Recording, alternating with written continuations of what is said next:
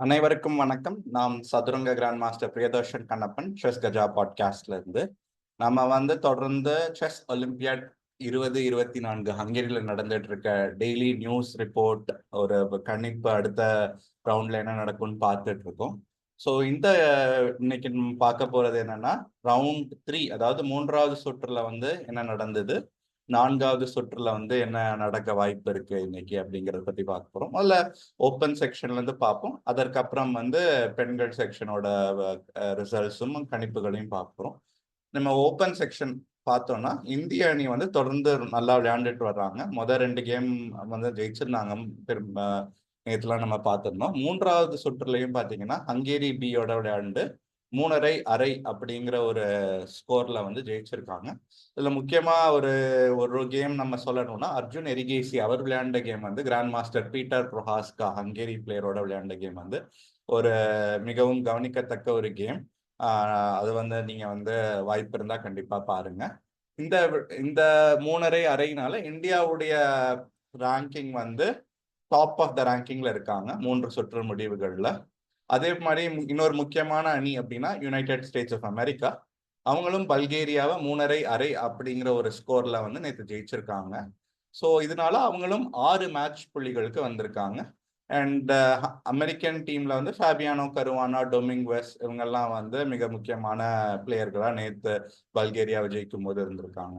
இன்னொரு முக்கியமான அணின்னு பார்த்தா சைனீஸ் அணி. அவங்களும் அவங்களுடைய வெற்றியை தொடர்ந்து 3வது சுற்றுலையும் பண்ணியிருக்காங்க. அவங்க ஸ்லோவேனியா அணியை 3-1 அப்படிங்கிற ஒரு ஸ்கோர் லைன்ல ஜெயிச்சிருக்காங்க. உஸ்பெகிஸ்தான் இவங்க தான் இப்ப 2022 ஒலிம்பியாட ஜெயிச்சுட்டு இந்த வருஷம் இந்த 2024 வருஷத்துல அவங்க அதை டிஃபெண்ட் பண்ற டீம். அவங்களும் குரோவேஷியா அணியை 3.5 ஜெயிச்சு தொடர்ந்து அந்த லீடிங் இதுலயே தொடர்ந்து வந்துட்டு இருக்காங்க.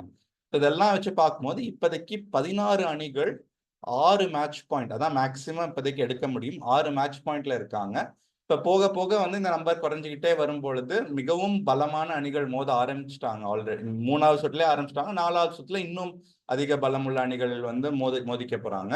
இதுல முக்கியமா 3வது சுற்றுல எதிர்பாராத ரிசல்ட்டுகள், நம்ம இவங்க ஜெயிச்சிருவோம்னு நினைச்சோம், பட் இன்னொரு அவங்களை எதிர்த்து விளையாண்ட அணி ஜெயிச்சிட்டாங்க அப்படின்னு பார்த்தோம்னா, இட்டாலி அணி நெதர்லாண்ட்ஸ் ஜெயிச்சிட்டாங்க 3-1. இதுல முக்கியமான இது என்னன்னா, நெதர்லாண்ட்ஸ் அணியில அனீஷ் கிரி மிகவும் பிரபலமான பிளேயர். அவர் நேற்று தோத்துட்டாரு. ஒரு 25-56 உள்ள லொடிஷி லொரென்சோன் இட்டாலியன் வீரரிடம் அனீஷ் கிரி தோத்துட்டாரு. அது தவிர பாக்கி 2 போர்டுகள்லையும் நெதர்லாண்ட்ஸ் தோத்ததுனால அது ஒரு எதிர்பாராத ஒரு ரிசல்ட் தான் நாங்க சொல்லுவோம். ஏன்னா இட்டாலி அவ்வளோ ஸ்ட்ராங் இல்லை நெதர்லாண்ட்ஸ் கம்பேர் பண்ணும்பொழுது. இன்னொரு எதிர்பாராத ரிசல்ட்னா லித்துவேனியா நாடு ஜெர்மனியை 2.5-1.5 அப்படிங்கிற இதுல ஜெயிச்சிருக்காங்க. இதுல முக்கியமா சொல்லக்கூடிய ரிசல்ட்னு பார்த்தா, டைட்டஸ் ஸ்டெமவிஷஸ் அப்படிங்கிற லித்துவேனியா நாட்டின் முதல் போர்டில் விளையாடும் வீரர், ஜெர்மனியின் ஒரு மிகப்பெரிய டேலண்ட் ப்ராடிஜின்னு சொல்லப்படுகிற வின்சென்ட் கீமர் 27-30 ஃபிடே ரேட்டிங் புள்ளிகள் உள்ளவர் நேற்று ஜெயிச்சு அவங்களுடைய லித்துவேனியா அணிக்கு 2.5-1.5 வெற்றியை தேடி தந்திருக்காரு. இதுவுமே எதிர்பாராத ஒரு ரிசல்ட் தான். ஏன்னா ஜெர்மனி லித்துவேனியா விட பலம் அதிகம் உள்ள ஒரு நாடு. இப்ப 4வது சுற்றுக்கான யார் விளையாட போறாங்க, எந்த இண்டிவிஜுவல் பிளேயர் யாரோட விளையாட போறாங்க எல்லாருமே பப்ளிஷ் ஆயிடுச்சு. நம்ம பாத்தீங்கன்னா யுஎஸ் அணி உக்ரைனோட விளையாட போறாங்க.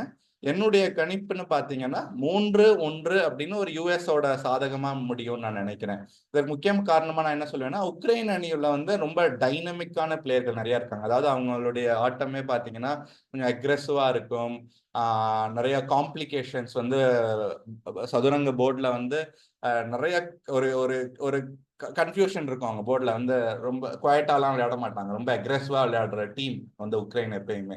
ஸோ அந்த அப்படி இருக்கிறதுனால என்னுடைய ப்ரெடிக்ஷன் என்ன, யூஎஸ் கண்டிப்பா அந்த காம்ப்ளிகேஷன்ஸ்ல ஒரு 2 போர்டில் ஜெயிச்சு 3-1 அப்படிங்க அவங்களுக்கு சாதகமா முடியும் இந்த 4வது சுற்றுல, இன்னைக்கு நடக்க போற சுற்றுல நான் நினைக்கிறேன். இந்திய அணியும் செர்பியாவும் இன்னைக்கு மோத போறாங்க. ஒரு ரொம்ப விறுவிறுப்பான மேட்ச் அப்னு தான் நான் சொல்லுவேன். ஏன்னா செர்பியாவுமே ரொம்ப ஒரு இளைஞர்கள் உள்ள அணி. இந்திய அணி மாதிரி செர்பியா அணியிலுமே எல்லாருமே இளைஞர்கள், ஒரு 25 வயசுக்கு கீழே இல்ல 25 வயசை ஒட்டி இருக்க பிளேயர்ஸ் தான் எல்லாரும். இந்த மேட்ச்லயும் நான் என்ன சொல்லுவேன்னா 3-1 இந்தியா ஜெயிச்சிரும். இல்ல முக்கியமா நான் நினைக்கிறது என்னன்னா, இந்தியாவின் 3வது போர்டும் 4வது போர்டும், அதாவது அர்ஜுன் எரிகேசியும் விதித் சந்தோஷ் குஜராத்தியும் செர்பியா அணியோட இன்ஜிக் அலெக்சாண்டரையும் விளாடிமிர் வெள்ளிமிர் இவிக்கையும் ஜெயிச்சிருவாங்கிறது என்னுடைய கணிப்பு. முதல் 2 போர்டுகள் டிராவாயிரும்னு நினைக்கிறேன். அதனால 3-1 இந்தியா வந்து செர்பியாவை ஜெயிக்கும்ங்கிறது என்னுடைய கணிப்பு. இப்ப நம்ம பெண்கள் செக்ஷனுக்கு போனோம்னா 3வது சுற்றுல வந்து இந்தியா அவங்களோட ஆட்டத்தை தொடர்ந்து நல்லா பண்ணியிருக்காங்க. சுவிட்சர்லாண்டை வந்து 3-1 ஜெயிச்சிருக்காங்க. அந்த 1 பாயிண்ட் சுவிட்சர்லாந்து எங்கே ஸ்கோர் பண்ணாங்கன்னு பாத்தீங்கன்னா, இந்தியாவோட நம்பர் 1 பிளேயரான ஹரிகா வந்து கொஸ்டன்யூக் அவங்க கிட்ட தோத்துட்டாங்க நேத்து. ஆனா அந்த தோல்வியை வந்து இந்திய வீரர்கள் எந்த இதுலயும் பாதிக்காதபடி பாக்கி 3 பேரும் இந்தியாவுக்காக விளையாண்ட 3 பேரும் ஜெயிச்சதுனால 3-1 வந்து இந்தியா வந்து சுவிட்சர்லாந்து அணியை நேற்று ஜெயிச்சிட்டாங்க.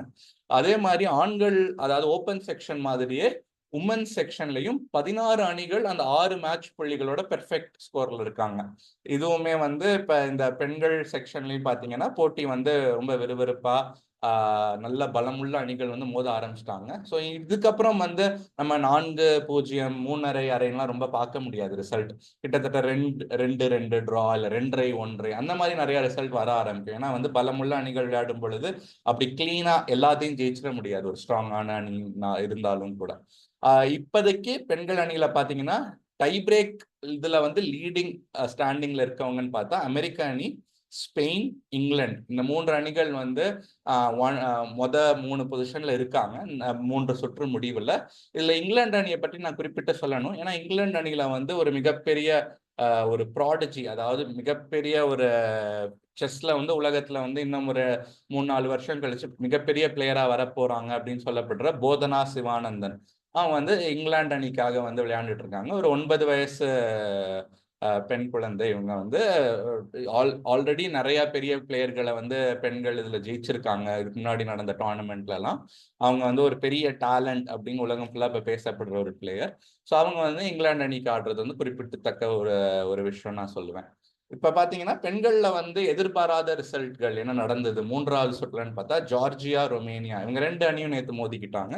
ஜார்ஜியா வந்து ரொம்ப பலமான நாடு. ரொமேனியா அந்த அளவுக்கு இல்லைனாலும் அவங்ககிட்டையும் வந்து WGM woman grand master, international master எல்லாம் இருக்க அணி. இதுல என்ன ஆயிடுச்சுன்னா நேற்று 2-2 சமன் ஆயிடுச்சு, ரிசல்ட் டிராவ் ஆயிடுச்சு. அது மாதிரி கிரீஸ், போலந்து இவங்க 2 பேரும் மோதிக்கிட்டாங்க. இதுல போலந்து தான் வந்து ரொம்ப பலமான அணி கிரீஸ் கம்பேர் பண்ணும் பொழுது. போலண்டும் வந்து 2-2 கிரீஸோட சம ரிசல்ட் வந்துருச்சு, டிராவ் ஆயிடுச்சு மேட்ச். இது ரெண்டும் வந்து யாரும் எதிர்பார்க்கல. எல்லாரும் என்ன நினைச்சாங்க, ஜார்ஜியாவும் நேற்று ஜெயிச்சிருவாங்க, போலண்டும் 3வது சுற்றுல ஜெயிச்சிருவாங்க பெண்கள்லன்னு. ஆனா அப்படி நடக்கல. ஜார்ஜியாவும் போலண்டும் வந்து அவங்களால ஜெயிக்க முடியல நேற்று.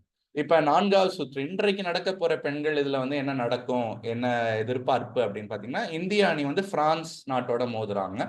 இதுல வந்து நான் என்ன கணிக்கிறேன்னா 3-1 இந்தியாவின் ஃபேவராக நடக்க வாய்ப்பு அதிகம்னு நான் நினைக்கிறேன். இதுல முக்கியமா வந்து முதல் 2 போர்டுல ஒரு இந்தியாவுக்கு ஒரு வின் கிடைச்சிடும் அப்படின்னு நான் நினைக்கிறேன். முக்கியமா ஹரிகாவும் வைஷாலியும் இன்னைக்கு ஜெயிச்சிருவாங்க. 3வது 4வது போர்டு டிராவ் ஆயிரும் அப்படிங்கிறது வந்து என்னுடைய ஒரு கணிப்பு. எப்படி நடக்குதுன்னு நம்ம பார்ப்போம். இதுதான் வந்து 3வது சுற்று சதுரங்க ஒலிம்பியாட் 2024 ரிப்போர்ட். 4வது சுற்று என்னுடைய கணிப்பு. இப்போதைக்கு வந்து ஆட்டங்கள் எல்லாமே வந்து நான் சொன்னபடி வந்து ரொம்ப ஸ்ட்ராங்கான அணிகள் வந்து மோத ஆரம்பிச்சிட்டாங்க. நிறைய இன்ட்ரெஸ்டிங்கான ரொம்ப வித்தியாசமான நம்மளுடைய வந்து அந்த ஆட்டங்கள்லாம் நம்ம அனலைஸ் பண்ணோம்னா ரொம்ப நல்ல நம்ம கத்துக்கிறதுக்கு நிறைய விஷயங்கள் உள்ள ஆட்டங்கள் நிறைய இப்ப வந்து நடக்க ஆரம்பிச்சிருக்கு இந்த ஒலிம்பியாட்ல. ஸோ கூர்ந்து கவனிங்க நடக்கும் இதெல்லாம் கேம்ஸ் எல்லாம். அந்த ஹங்கேரியன் நேரத்துக்கு 3 மணிக்கு இன்னைக்கு ஆரம்பிக்குது. அதாவது இந்திய நேரப்படி 6:30 மணிக்கு வந்து இந்த டோர்னமெண்ட் வந்து இந்த 4வது சுற்று வந்து ஆரம்பிக்கும். அது தவிர இந்த செஸ் கஜா பாட்காஸ்ட் வந்து இப்போதைக்கு யூடியூப்ல மட்டும்தான் நேற்று வரைக்கும் நம்ம போட்டுட்டு இருந்தோம். இப்போ வந்து மித்த பாட்காஸ்ட் இதுலையும் வந்து போட ஆரம்பிச்சிருக்கோம். ஆப்பிள் பாட்காஸ்ட்லையும் சரி, அமேசான் மியூசிக் பாட்காஸ்ட்லையும். அங்கேயும் உங்களால வந்து இதை வந்து நீங்க வந்து கேட்டு ரசிக்கலாம். உங்களுக்கு எதுவும் கருத்துக்கள் இருக்கு, உங்களுடைய கேள்விகள் எதுவும் இருக்கு ஒலிம்பியாட் பத்தினா நீங்க வந்து கண்டிப்பா கேட்கலாம். இப்போதைக்கு வந்து உங்களிடம் இந்த விடை பெறுவது grand master Priyadarshan Kannappan, chess Gaja டீம்ல இருந்து. நன்றி.